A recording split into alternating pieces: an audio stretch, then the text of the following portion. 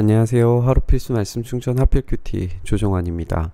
오늘 함께 나눌 하나님 말씀은 사사기 20장 12절에서 28절까지 말씀입니다. 우리가 어제 본문 살펴본 것을 다시 한번 상기를 해보면 이스라엘 백성들이 한 사람처럼 움직여서 이 베냐민을 치기로 결정을 합니다. 그래서 40만 명이나 되는 사람들이 모였고 이 베냐민에도 이제 사람들이 모여 있는 것을 우리가 확인을 했어요. 그렇게 이제 전쟁이 시작이 되는데 이스라엘 지파들이 온 베냐민 지파에 사람을 보내어서 먼저 경고를 합니다. 당신들 가운데서 이런 악한 일이 일어나다니 어찌된 일이요. 그러니 당신들이 이제 기브아에 있는 그 불량배들을 우리 손에 넘겨서 우리가 그들을 죽여 이스라엘에서 이런 악한 일을 없애게 하시오 라고 그렇게 먼저 경고를 합니다. 그리고 타당한 요구이죠. 불량배들을 이제 벌함으로써 이스라엘 안에 있는 악을 제거하려고 하는 그런 노력과 시도들이 정당해 보여요. 그런데 베냐민 자손들은 그들의 친족인 이스라엘 사람들의 말을 들으려고 하지 않고 오히려 이 불량배들을 편에 서는 것을 우리가 보게 됩니다. 베냐민은 이스라엘 자손과 싸우려고 나가고 모든 성읍에서 기브아로 몰려들게 됩니다. 그날에 모여든 베냐민 자손은 기브아의 주민들 가운데서 뽑은 700명 외에도 각 성읍에서 나온 칼 쓸 줄 아는 사람 26,000명이 합세를 하게 돼요. 그리고 이 모든 사람 가운데 뽑힌 700명의 왼손잡이들은 무림매로 돌을 던져도 머리카락도 빗나가지 않고 마치는 사람들이었다라고 그렇게 표현을 합니다. 우리가 왼손잡이 하면은 또 왼손잡이 사사 에훗이 생각이 나잖아요.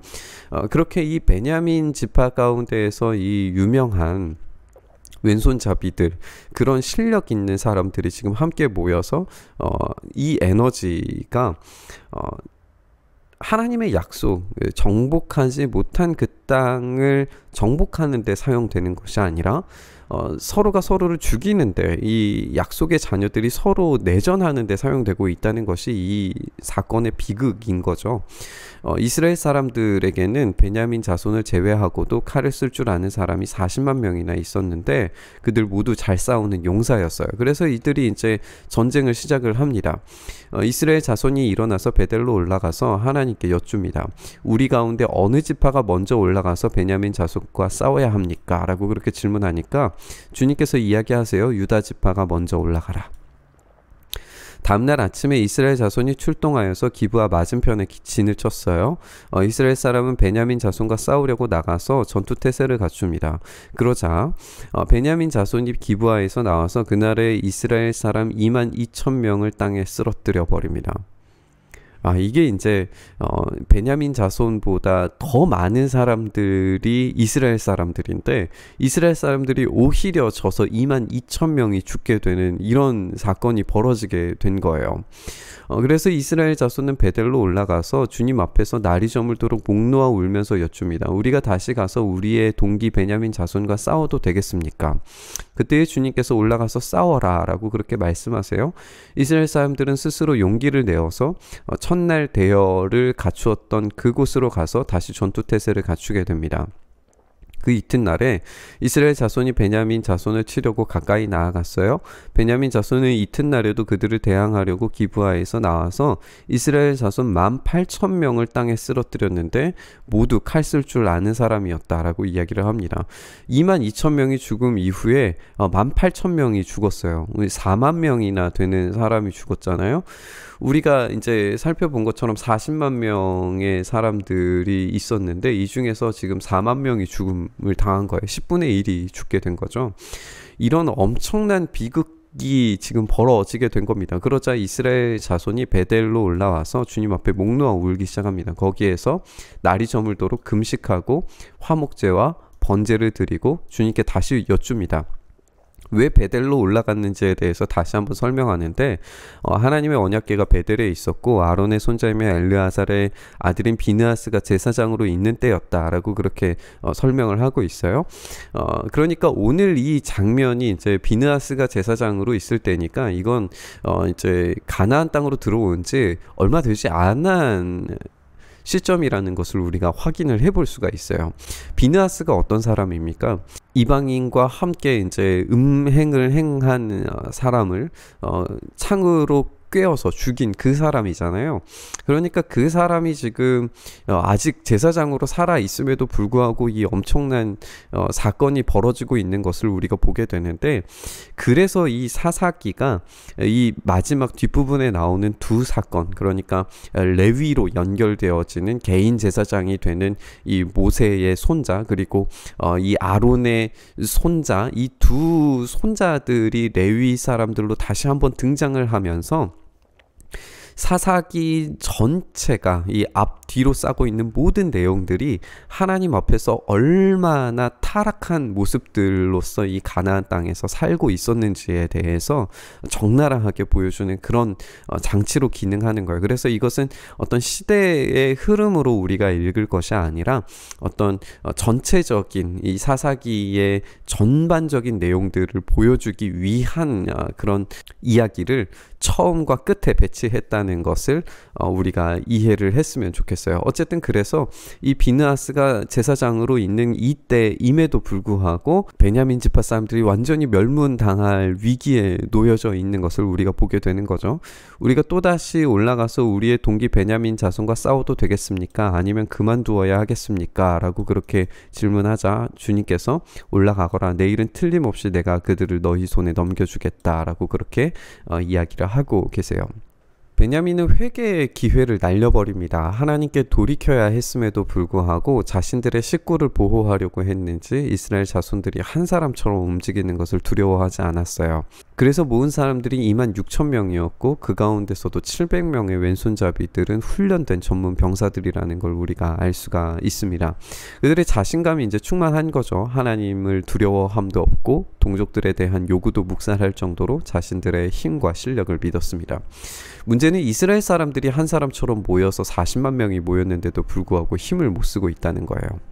게다가 이 베냐민 지파와의 전쟁의 시작이 사사기의 시작으로 우리가 돌아가게 된다라고 그렇게 나눴는데, 이 본문의 구조를 좀 다시 한번 생각을 해보면 사사기 1장 1절에서 2절 말씀이 우리 가운데 어느 지파가 먼저 올라가서 가나안 사람과 싸워야 합니까? 라고 그렇게 질문했고 하나님께서 유다 지파가 먼저 올라가라 라고 그렇게 말씀하셨었어요. 그런데 오늘 본문이 우리 가운데 어느 지파가 먼저 올라가야 합니까? 베냐민 지파와 누가 먼저 싸워야 합니까? 라고 그렇게 질문하고 유다 지파가 먼저 올라가라 라고 그렇게 응답하심으로써 이 베냐민 지파가 가나안으로 바뀌어 있는 처참한 현상을 우리가 보게 되는 거예요. 그렇게 1장의 모습과 오늘 20장의 모습이 대비가 되고 이것이 이제 처음과 끝을 장식하게 되면서 이스라엘 전체의 이 사사기 전체의 모습들이 얼마나 충격적으로 부패하고 타락했는지에 대해서 그 일면을 보게 되는 거예요. 그러니까 지금 이 사사기에 등장하는 이 새로운 소돔의 등장은 시간이 오래도록 지나서 생겨난 사건이 아니란 이야기예요. 들어온 지 얼마 되지 않아서 벌써부터 이제 타락하고 너무나도 쉽게 이방 민족에 동화되어 버린 한 세대가 채 지나기도 전에 이런 타락이 벌어지고 있는 이런 모습을 우리가 확인을 할 수가 있는 겁니다.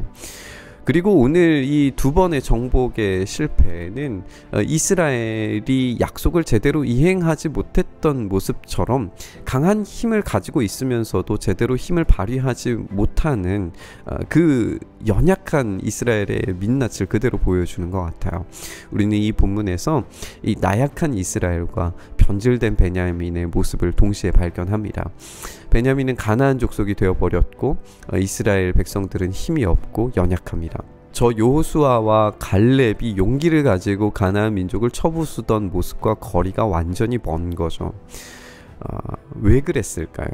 무엇이 문제였을까요?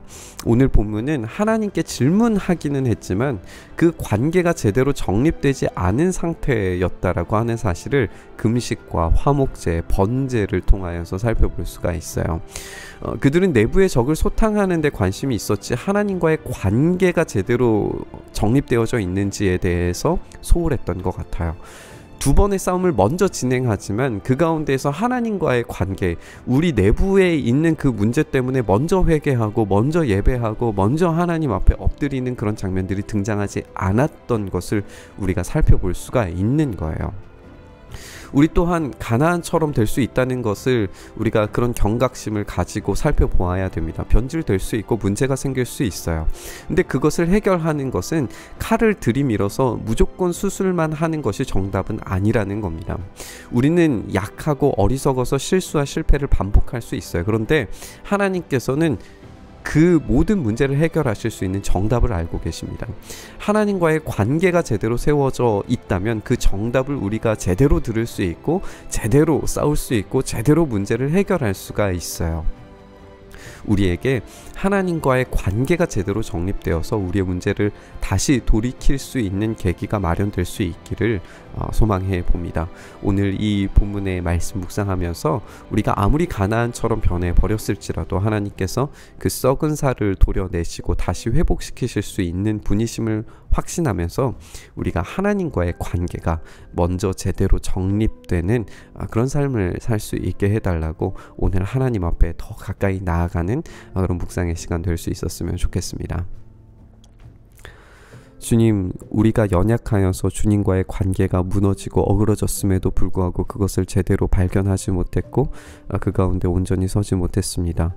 우리를 불쌍히 여기셔서 오로지 주님께서 주시는 그 지혜와 깨달음으로 하나님과의 관계가 온전히 정립된 상태에서 우리의 문제들을 하나씩 제거해 나아가고 온전히 바로 세워서 하나님이 원하시는 그 뜻을, 그 모습을 온전히 회복할 수 있도록 우리를 붙드시고 인도하여 주시옵소서. 그렇게 우리를 이끌어 가주시기를 간절히 소망하며 우리 주님 예수 그리스도의 이름으로 기도드리옵나이다. 아멘.